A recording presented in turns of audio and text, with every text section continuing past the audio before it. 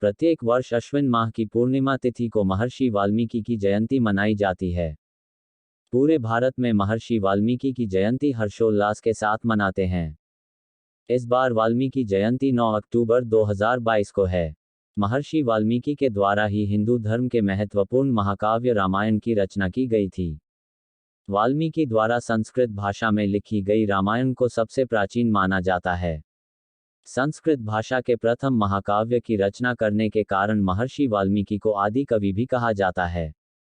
महर्षि वाल्मीकि की जयंती पर देश भर में कई जगह धार्मिक कार्यक्रम होते हैं, झांकियां निकाली जाती हैं और मंदिरों में वाल्मीकि जी की पूजा की जाती है। महर्षि वाल्मीकि जी के नाम और उनके महर्षि बनने की कहानी बहुत दिलचस्प है। आइए जानते हैं वाल्मीकि जी से जुड़ी कुछ महत्वपूर्ण जानकारियां।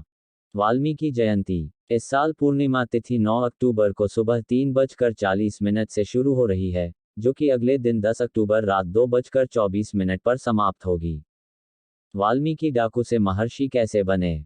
महर्षि वाल्मीकि के जन्म के विषय में कोई पुख्ता प्रमाण तो नहीं मिलता है।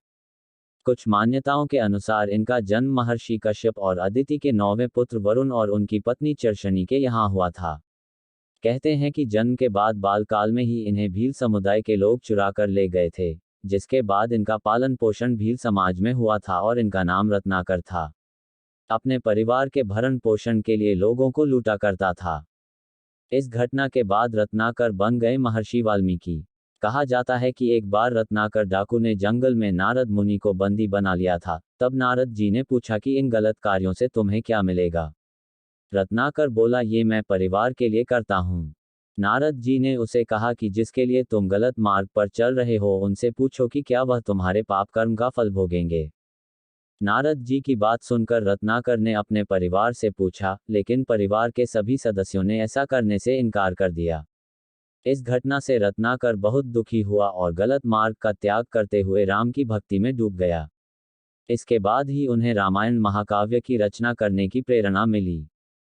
कैसे पड़ा वाल्मीकि नाम? मान्यता के अनुसार एक बार वाल्मीकि जी तपस्या में बैठे थे।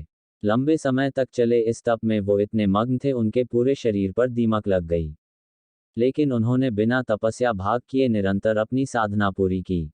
इसके बाद ही आंखें खोली, फिर दीमकों को हटाया। कहा जाता है कि दीमक जिस जगह अपना घर बना लेते हैं उसे वाल्मीकि कहते हैं, इसलिए इन्हें वाल्मीकि के नाम से जाना जाने लगा।